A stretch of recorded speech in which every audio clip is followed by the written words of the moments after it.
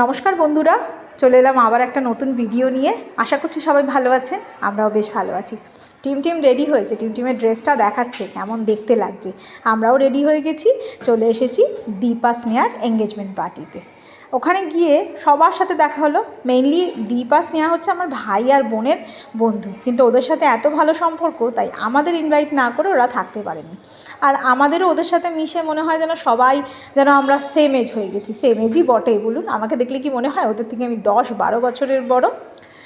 যাই হোক, সবাইকে একসাথে পেয়ে ভীষণ খুশি হয়েছি। আর টিমকে তো জড়িয়ে ধরে ভিডিও তুলতে হয়, জড়িয়ে ধরে ছবি তুলতে হয়। এদিকে মধু, এদিকে রিয়া আছে, চিকু আছে, মাম আছে, আর মাসি ছিল, এদিকে আমার ভাইয়ের বউ, সবাই মিলে জমজমাটি একটা জায়গায় উপস্থিত হয়েছি। দারুণ লাগছে। আর এখানে চলছে জীবনে সবথেকে বড় ডিসিশান নেওয়ার কাগজপত্রের সই, যেটা খুব ইম্পর্ট্যান্ট আমাদের লাইফে। তারপর একটু স্ন্যাক্স খেয়ে নিলাম, একটু কফি খেলাম।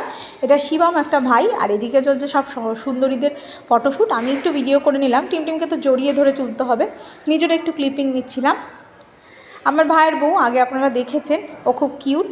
আর দেখুন কি সুন্দরভাবে এঙ্গেজমেন্ট রিংগুলোকে সাজিয়ে রাখা হয়েছে। ট্রেটা কি সুন্দর না? আর কেকটা তো আমার মামের তৈরি, ভীষণ সুন্দর খেতে, আর দেখতেও ভীষণ সুন্দর।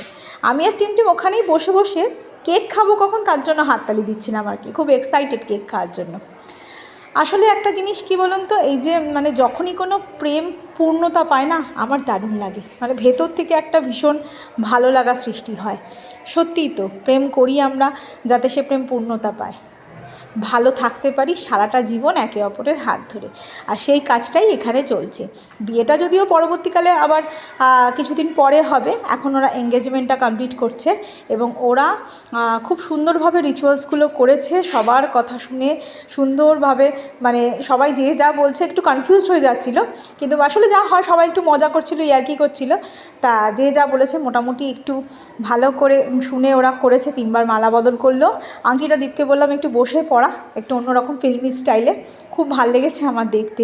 আসলে এটা আমার স্বপ্ন, অরিজিৎ কখনো এরকম কিছু করেনি, জানি না আর কোনো দিন করবে কিনা। তবে ওকে দিয়ে আমার 25 বছরের অ্যানিভার্সারিতে এটা একবার করাবো, ইচ্ছে আছে। হবে না হয়তো, তবু ইচ্ছেটা প্রকাশ করব, দেখি কি হয়। স্নেহা খুব কনফিউজড হয়ে গেছে, ওকেও সবাই বলছে যে তুইও বসে কর, প্রপোজ কর বা আংটিটা পরা। কিন্তু ওর লেহেঙ্গাটা এত ভারী ছিল, ও আর সেই রিস্কটা নেয়নি। যাই হোক, বসে করুক, দাঁড়িয়ে করুক, যেভাবেই করুক, ভালোবাসাটা পূর্ণতা পাচ্ছে, এর থেকে বড় আর কি হতে পারে বলুন। আর সব থেকে বড় কথা, ওরা ভালো থাকুক, জীবনে অনেক সুখী হোক, অনেক ভালোবাসা থাকুক ওদের মধ্যে, ওরা এভাবেই জড়িয়ে থাকুক।